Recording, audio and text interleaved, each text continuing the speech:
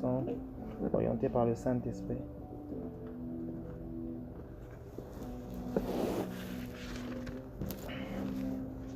Est-ce qu'on peut lire dans Jacques 2, 18 à 19?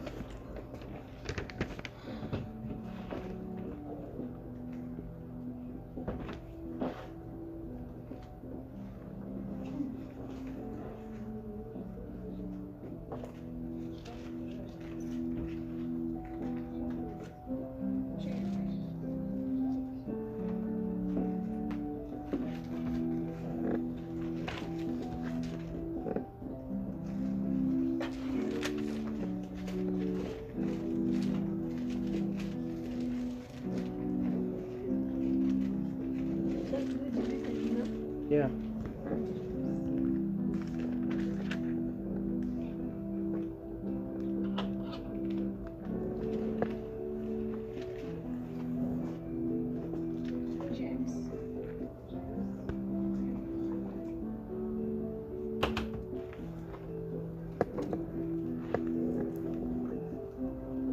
Est-ce que quelqu'un peut lire ça?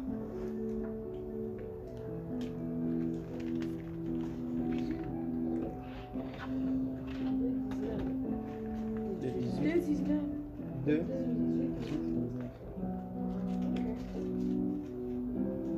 Quelqu'un dira, peut-être, c'est ça, non? Quelqu'un dira peut-être, tu as la foi, moi j'ai les actes. Je répondrai, montre-moi comment ta foi peut hésiter sans les actes.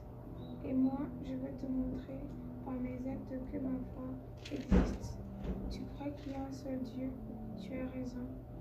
Les esprits mauvais le croient aussi, et même ils tremblent de peur. Amen. Quand nous parlons de la croissance spirituelle,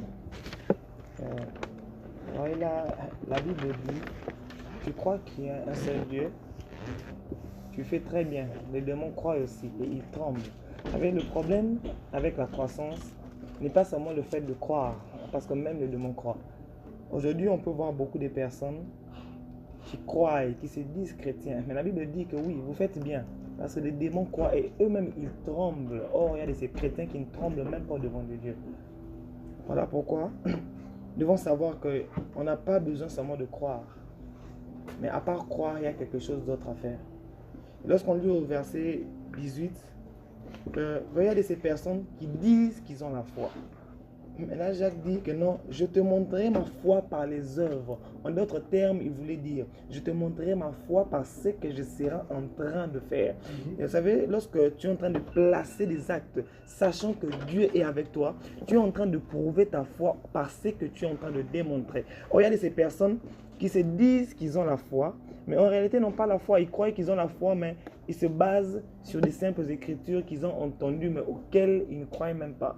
Ils disent qu'ils ont la foi, mais ils sont en train de déclarer des choses sans pourtant savoir ce qu'ils déclarent. Mais là, il dit, je te montrerai la foi par les œuvres que je serai en train de faire. En d'autres termes, je serai en train de te montrer qui est mon Dieu. Et par ce que je serai en train de faire, tu vas comprendre qu'il y a quelqu'un qui est en train de se cacher derrière ce que je fais. C'est différent de ces personnes qui avancent devant des personnes et qui disent je veux faire comme si. Non, là il dit je veux poser des actes. Le fait de poser l'acte veut dire que tu crois en une personne. Tu sais que lorsque tu es en train de poser l'acte, derrière ça, ça va montrer que ce type, il était en train de dire des choses sans pourtant être sûr de ce qu'il était en train de faire. Donc, tu dis une chose, rien ne te rassure que ça va se passer, mais tu sais que la Bible est tellement vraie que Dieu n'est pas un homme pour mentir et que sa parole sera en train de se manifester. Et nous ne devons pas seulement nous limiter à croire, mais nous devons savoir comment nous rapprocher de Dieu. Parce que les démons croient aussi. Et tu ne peux pas grandir spirituellement si tu ne te bases pas sur la Bible. Est-ce qu'on peut lire 1 Pierre 2, 1 Pierre chapitre 2, verset 2?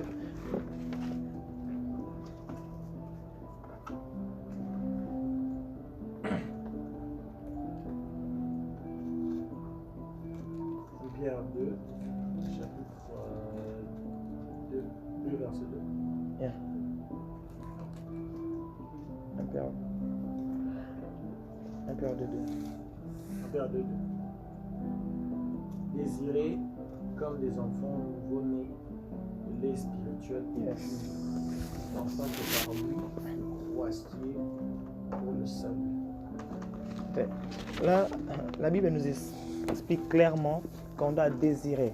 On ne dit pas que vous devez prendre, on ne dit pas prenez comme des petits enfants le lait, non, on dit de désirer. Car il y a une différence entre prendre et désirer. Lorsque tu désires une chose, ça veut dire que tu as tellement soif de la chose. Et lorsque tu prends la chose, tu ne désires pas toujours la chose. Parce qu'il y a des choses qu'on peut prendre dans la vie sans pourtant la désirer. Mais lorsqu'on désire une chose, on fait du mieux qu'on peut pour que cette chose-là soit en train de travailler en nous. On dit désirer comme des enfants. Or, en réalité, un enfant désire le lait parce qu'il a besoin du lait pour grandir.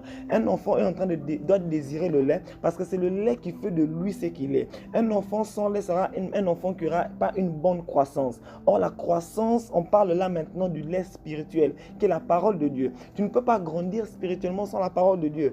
Tu seras en train de te poser des questions. Comment est-ce que je suis dans un même niveau? Comment est-ce que je n'avance pas spirituellement? C'est parce que tu ne lis pas la parole de Dieu. Écoute, Dieu ne peut pas se révéler à toi sans pourtant passer par sa parole. Parce qu'il sera en train de dire des choses qui seront du bruit à tes oreilles. Parce que tu ne peux pas comprendre des choses que tu n'as pas lues. Dieu peut te révéler tellement de choses. Mais si tu ne peux pas te rapprocher de Dieu en allant dans les Écritures, tu vas te limiter dans un même endroit. Tu ne peux pas désirer de grandes choses avec Dieu si tu ne passes pas du temps en train de méditer. La Bible est tellement claire. On dit de désirer comme des enfants, de désirer le lait spirituel. Au moment où tu désires, c'est au moment où tu veux que cette chose soit en train de te transformer. Nous sommes maintenant arrivés à un moment où nous devons grandir spirituellement, mais en se basant sur la Bible. Parce que lorsqu'on lit dans Psaume chapitre 1, on dit heureux l'homme qui ne marche pas selon les conseils des méchants, qui ne s'arrête pas sur la voie des pécheurs, qui ne s'assied pas en compagnie des moqueurs. Il est comme un arbre planté près d'un courant d'eau. Or, lorsqu'on parle d'un arbre qui est planté près d'un courant d'eau, ça veut dire qu'un arbre qui est en train de chercher à grandir. Or, pour que l'arbre grandisse, l'arbre a besoin de l'eau. Et c'est de cette même façon que nous, en tant que chrétiens, pour grandir, nous avons besoin de la parole de Dieu. On ne peut pas grandir sans la parole de Dieu. On ne peut pas aller évangéliser sans la parole de Dieu. Sinon, pas ce qu'on sera en train de faire sera du bruit. Dernièrement, j'entendais le pasteur Trésor qui prêchait, il disait ceci. La vraie prédication, c'est lorsque cette prédication, tu l'as vécue toi-même. Lorsque tu expliques un fait par lequel toi-même tu es passé. Sinon, pas à ce moment, tu es en train de faire juste un discours. Tu dois prêcher des choses par lesquelles tu es passé. Alors, tu dois évangéliser sur des choses que toi-même tu as lues et le Saint-Esprit t'a inspiré. On ne peut pas évangéliser, on ne peut pas aller dehors si on ne se base pas sur les Écritures.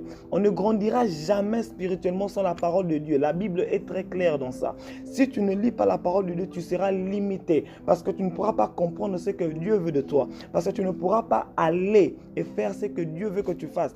Regardez Moïse, devant Dieu, Dieu l'a apparu pour la première fois. Mais le reste de fois, ce n'était pas Dieu qui venait, mais c'était lui qui allait chercher Dieu. Nous sommes arrivés à un niveau où Dieu nous a déjà parlé pour la première fois, où Dieu nous a rencontrés le jour où nous avons été transformés. Maintenant, le moment est arrivé où Dieu ne doit pas nous chercher, mais nous devons maintenant désirer Dieu. Couper notre sommeil, aller chercher Dieu dans le secret, afin que Dieu soit en train d'impacter nos vies.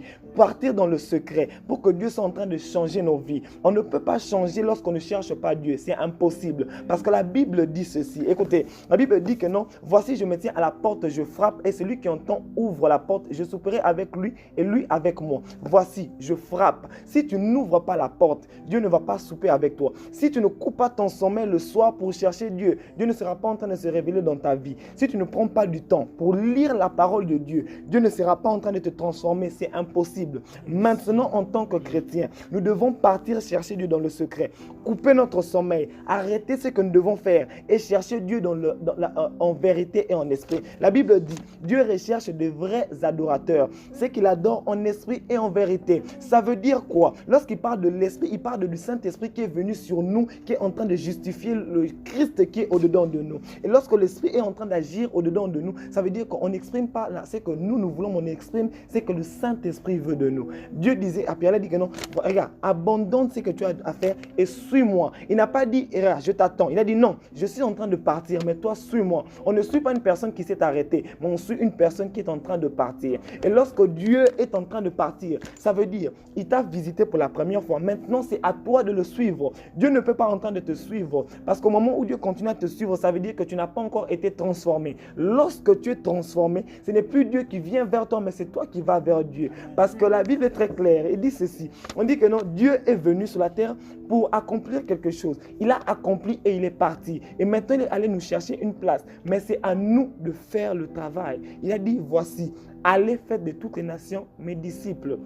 Il n'a pas dit rester et appeler les gens à venir et à faire de ces personnes mes disciples. Non. Aller, car le pouvoir nous a été donné. Maintenant, nous, en tant que chrétiens, on ne peut pas aller sans être transformé. On ne peut pas aller et prêcher des choses qu'on ne comprend pas ou qu'on ne connaît pas. On doit être plongé dans les Écritures. Le moment est arrivé où maintenant, on ne doit pas seulement passer du temps dans la prière, mais on doit maintenant chercher Dieu en esprit et en vérité. On doit laisser le Saint-Esprit s'exprimer au-dedans de nous. On doit laisser l'Esprit de Dieu désirer la présence de Dieu, de façon qu'on ne rate rien dans la présence de Dieu. Couper notre sommeil pour aller chercher Dieu afin que lui soit en train de nous parler. N'attendons pas à ce que Dieu vienne nous chercher. Non, nous maintenant, nous devons aller vers Dieu. Le moment est arrivé où on doit aller pour chercher ce qui est caché dans la présence de Dieu. Et c'est dans le secret. C'est dans le secret où les gens ne nous voient pas, mais où on désire Dieu. Tu n'avanceras jamais si tu ne cherches pas Dieu dans le secret. Jamais. Il dit, ferme ta porte et prie Dieu. Au moment où tu pries Dieu, c'est à ce moment-là qu'il sera en train de justifier ce que toi tu avais cherché. Dieu ne fait ressortir que ce qu'on a cherché dans sa présence. Vous savez, il y a de ces personnes qui travaillent tellement durement. Et c'est après qu'on vient se rendre compte que cette personne, c'est lui qui a créé telle chose. À ce moment-là, on ne savait pas que c'est lui qui avait créé parce qu'il était en train de travailler dans le secret. Et maintenant qu'il a fini, il n'a pas dit aux gens qu'il avait travaillé. Mais les gens ont découvert qu'il travaillait dans le secret. C'est pareil avec la parole de Dieu. C'est pareil avec Dieu. On doit le chercher dans le secret afin que lui soit en train de nous justifier au-devant des gens. Le temps est arrivé, on doit changer maintenant les choses. On a parlé du brisement. Le brisement n'arrive pas lorsque Dieu doit venir vers nous. Non, le brisement arrive lorsque nous, on doit désirer. Le moment où tu désires cette chose, c'est à ce moment que Dieu sera en train de te briser. Lorsque tu ne désires pas, Dieu ne va pas te désirer. Désirer est différent d'aller juste. Lorsque tu désires, tu as tellement soif de cette chose que cette chose a vraiment de l'importance dans ta vie. On doit changer notre manière de faire les choses. On doit aller vers Dieu afin de recevoir ce qu'il a caché pour nous.